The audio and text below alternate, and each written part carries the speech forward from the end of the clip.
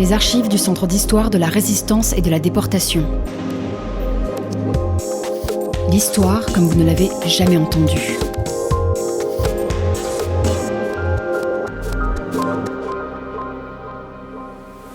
Afin de faire découvrir au public cette exposition inaugurée fin septembre 2020 et refermée fin octobre lors du second confinement, l'équipe du Centre d'histoire a imaginé de faire appel à la compagnie Novecento pour mettre en voie les textes et les documents présentés. Discours, écrits personnels de soldats, récits d'anonymes ou de personnes célèbres, œuvres littéraires contribuent ainsi à faire revivre cette atmosphère si particulière de la veille et du lendemain de la défaite et de mieux comprendre les événements de mai et juin 1940. 6 épisodes qui tous présenteront successivement les points de vue de la classe politique, des militaires et des civils devraient vous permettre de mieux comprendre ce moment charnière de l'histoire de France. Épisode 2, au cœur des combats. La campagne de France de mai-juin 40 n'a rien d'une promenade de santé pour l'armée allemande, ni d'une fuite éperdue pour l'armée française. La résistance des troupes françaises est bien réelle, et la défaite ne résulte pas d'un manque de combativité ni d'une impréparation, mais de choix stratégiques inadaptés de l'état-major. En effet, les meilleures troupes ont été envoyées en Belgique et aux Pays-Bas, alors que les troupes peu armées étaient trop étirées le long des Ardennes. Des communications peu efficaces, des circuits de décision trop lents, un emploi peu rationnel des blindés ont précipité la perte des Français. Les témoignages des soldats rendent compte de la violence des combats.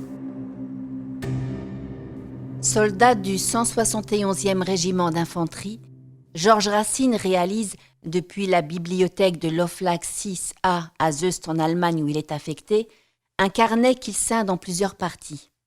Les grandes étapes de la campagne de France, les combats du mois de juin en Franche-Comté, enfin des souvenirs personnels et le début de sa captivité. En novembre 1941, l'annonce de son départ en commando met un terme à la confection soignée de ce carnet qui s'achève sur ces mots. Je vais faire mon possible pour qu'il parvienne à ma petite chérie qui me le rendra précieusement jusqu'à mon retour. Il écrit le 14 juin. Paris est pris et en même temps attaque contre la ligne Maginot. Le 15 juin. Verdun est aux mains de l'ennemi. Le Rhin à l'est de Colmar est franchi. Le plateau de Langres est traversé. L'armée de l'Est risque d'être enveloppée. Le 16 juin. L'ennemi se dirige vers la frontière suisse. Monsieur Reynaud démissionne. Il est remplacé par le maréchal Pétain. Le 17 juin. Besançon, Metz et Belfort sont pris. Le maréchal demande l'armistice. Le 18 juin. Cherbourg et Nancy sont pris. Le 21 juin. L'armée de Lorraine capitule. Le 22 juin. L'armée d'Alsace capitule à son tour. Soldat du 86e régiment d'infanterie, Julien Riffard, âgé de 27 ans, est positionné dans la région de Zondrange en Moselle quand débute l'offensive allemande. Fait prisonnier le 20 juin 1940 à Essay-la-Côte en Meurthe-et-Moselle, envoyé au Stalag 17B en Autriche, puis transféré dans un commando agricole, il ne rentre en France que le 20 mai 1945. Près de la moitié des Français capturés le sont entre le 17 et le 25 juin 1940. Le 12 mai, il écrit à ses parents, dont voici la lettre. Aux armées, le 12 mai 1940. Bien chers parents, je vous fais un mot après avoir passé 2 nuits à la Belle Étoile sous une tente montée à la hâte. Enfin, nous avons le beau temps. J'avais tardé à vous écrire comme je devais partir en perme, mais ce coup-là, faut plus y compter. Hélas, ils ont fait retourner ceux qui partaient en perme. Avec tout ça, je crois que nous passerons une triste Pentecôte. Il faudra m'envoyer un colis en même temps que les 100 sous, sans trop tarder. Hier, un avion Bosch cherchait à nous mitrailler, et je vous assure qu'il y a quelque chose comme avion. Hier, j'ai eu des nouvelles de Roinan. Lui, au moins, a passé 30 jours tranquille. Après avoir écouté le poste hier au soir, ce coup-là, nous sommes vraiment en guerre. Hélas, que trop que ça finisse au plus tôt. Sans ça, c'est plus une vie pour nous, la vie de bohémien. J'ai vu sur le journal qu'ils avaient bombardé Lyon, Nancy et d'autres villes. Après avoir reçu l'ordre de repli, et alors qu'ils progressent dans un bois avec leur mitrailleuse pour ne pas l'abandonner à l'ennemi, le soldat Lucien Bergier et ses hommes tombent sur une patrouille allemande près de Réchicourt-le-Château, le 17 juin 1940. 3 de ses camarades sont exécutés sous ses yeux. Blessé au coude, il s'enfuit avant d'être pris en charge par d'autres Allemands qui lui prodiguent les premiers soins. Amputé, il raconte dans un petit carnet taché de son sang, depuis l'hôpital des prisonniers de guerre de Sarrebourg, les terribles jours qui ont précédé. Le blessé me demande de l'emmener, je ne peux pas. Il pleure et me dit que Fabre s'est déjà replié.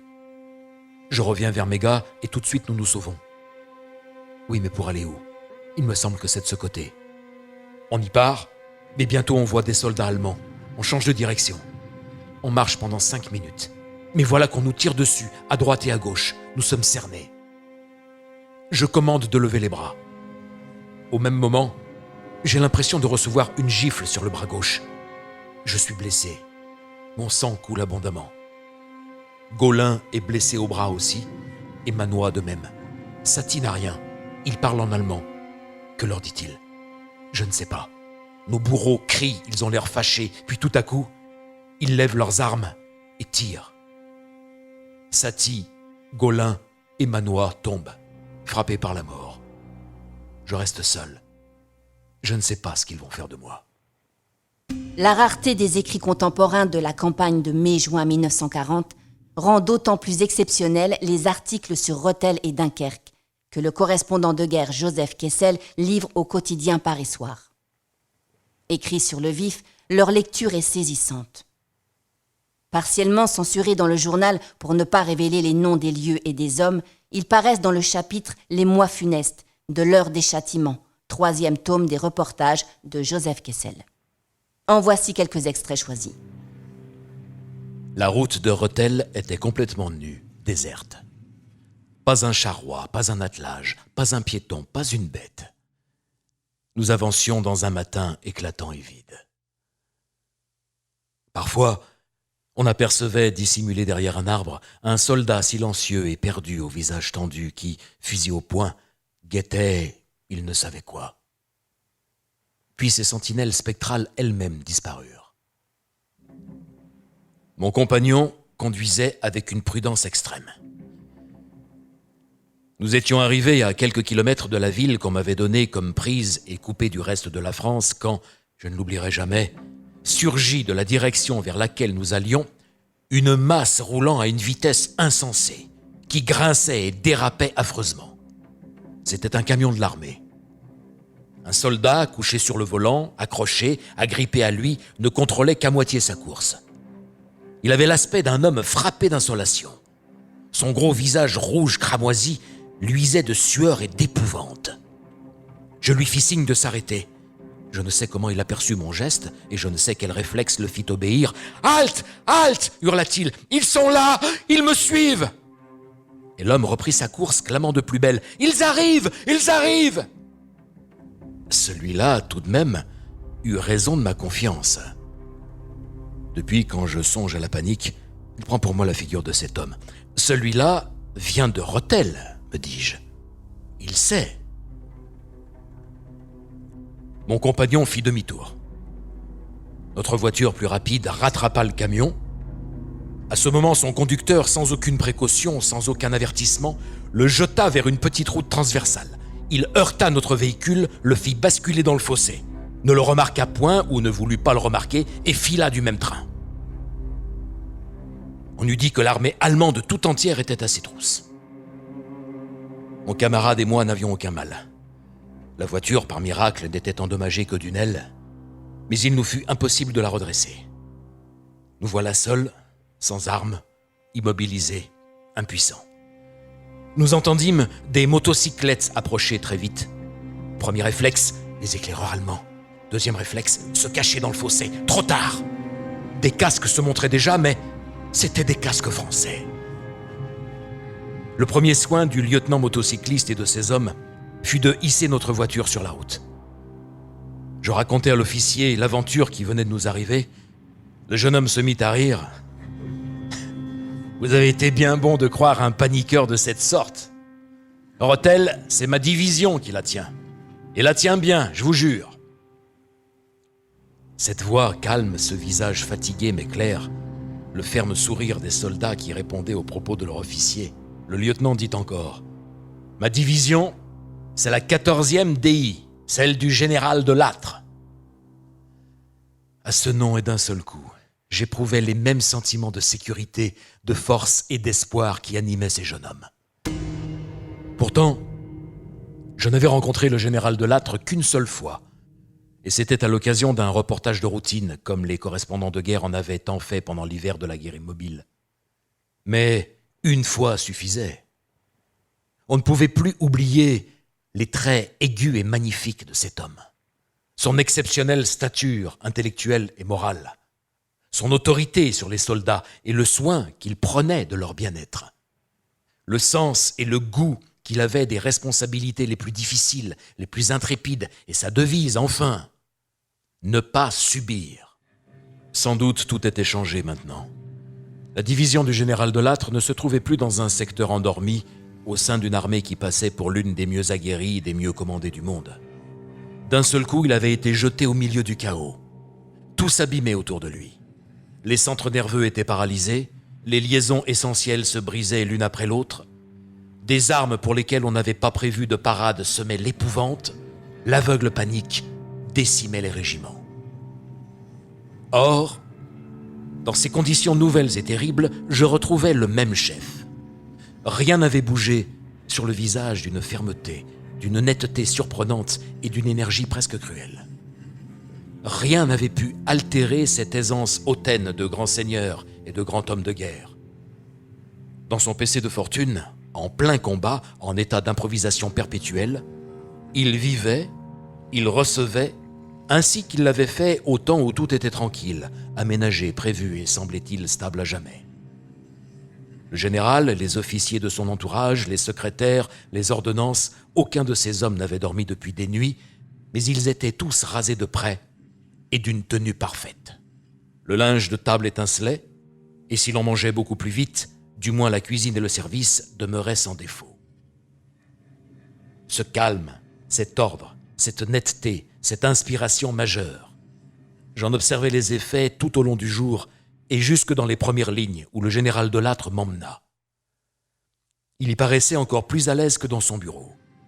Et sous les balles, il n'inclinait jamais son visage marqué par une blessure reçue en 1914.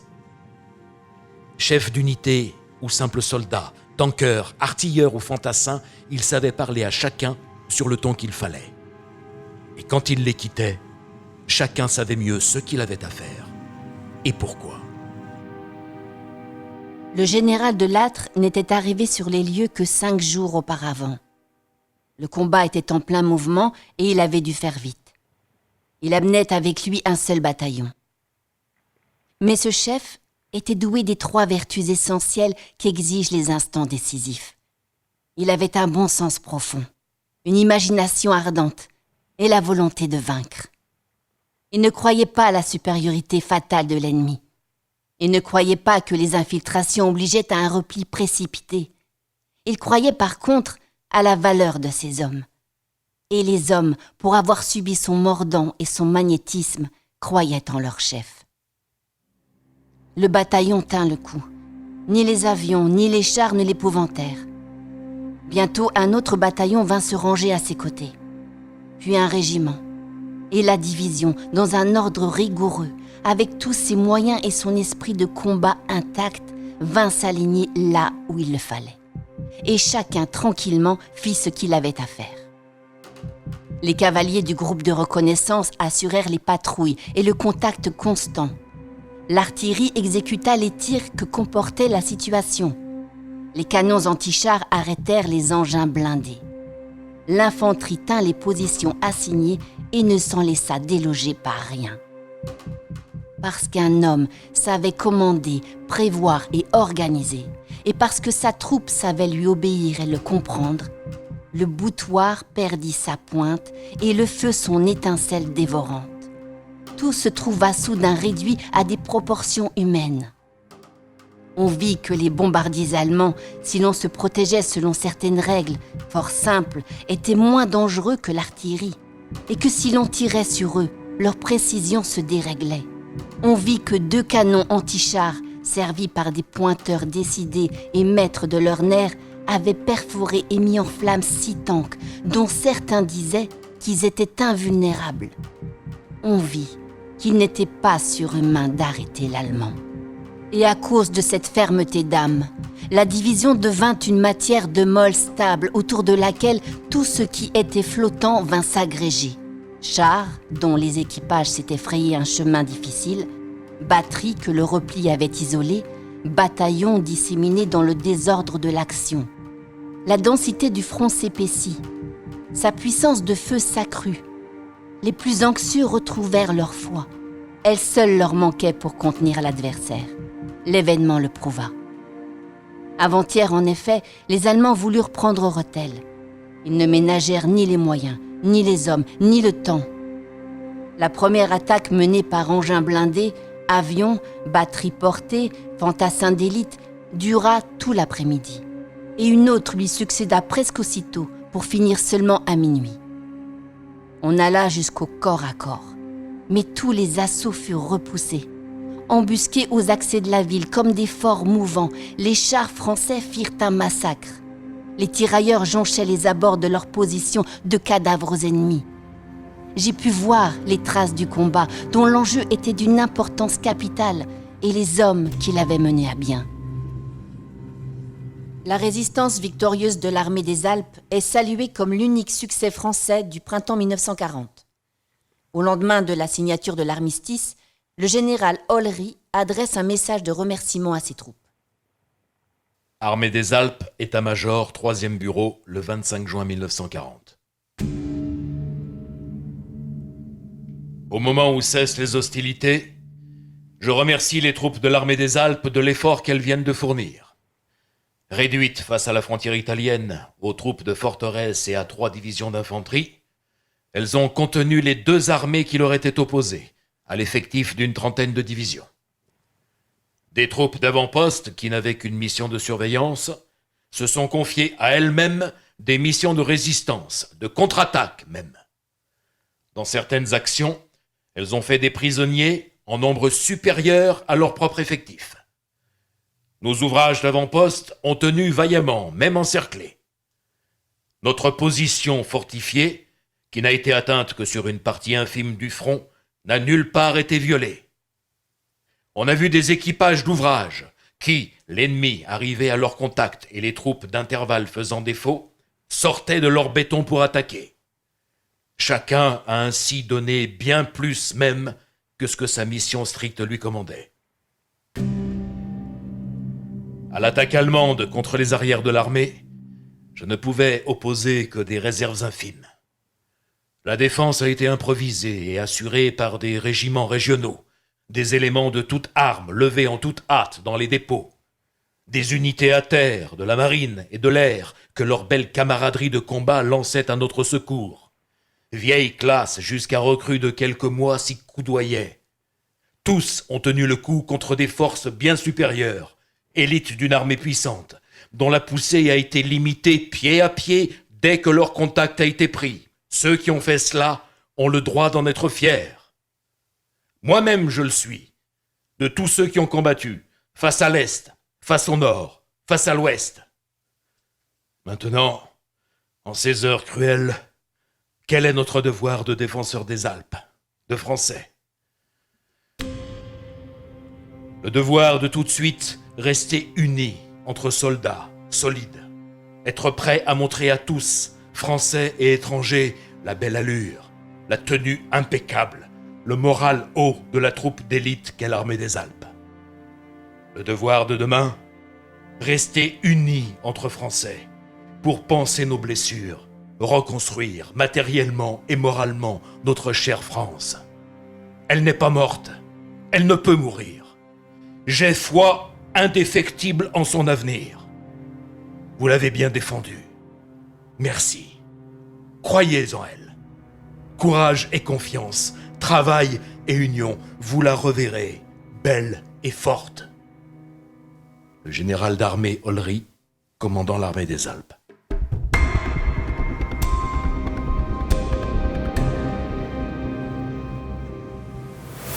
Lecture à partir de documents présentés dans l'exposition Une étrange défaite, mai-juin 1940. Issus des collections du CHRD et prêtés par des institutions ou particuliers suivants. Le service historique de la Défense, Vincennes, les archives municipales de Lyon, le musée de la Résistance et de la déportation de Besançon, les archives Irène Nemirovsky, IMEC, Saint-Germain-la-Blancherbe, le musée de la Libération de Paris, musée du Général Leclerc, musée Jean Moulin de la ville de Paris, les éditions Talendier, Marie-Thérèse Morat, réalisé sous la direction d'Isabelle Rivet, directrice du CHRD. Voix Nadia Larbiouen, Isabelle Rivet et Franck Adrien. Musique Pierre Demange. Réalisation Thierry Delix. Direction artistique Céline Fayet.